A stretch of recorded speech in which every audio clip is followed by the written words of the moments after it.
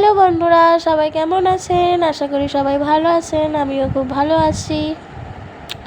তো 7ই মে আমার বরের জন্মদিন ছিল, তো ওকে লুকিয়ে ছোট্ট কিছু আয়োজন করেছিলাম। আগের দিন মানে শুক্রবারের ভিডিও ছেড়েছিলাম যে কেনাকাটি করতে বেরিয়েছিলাম।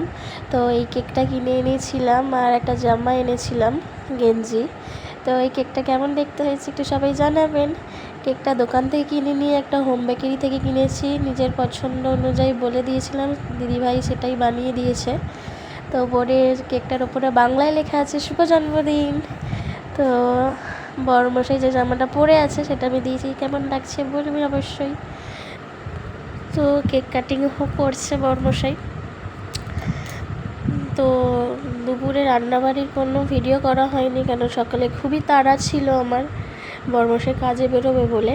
তো শনিবার ছিল, নিরামিষ রান্না হয়েছিল, সেরকম কিছুই করতে পারিনি। বড়মশাইয়ের পছন্দের রাইস, আলুর দম, পনির, বাটার পনির করেছিলাম, পাঁপড় ভাজা, চাটনি, পায়েস, মিষ্টি, ব্যাস।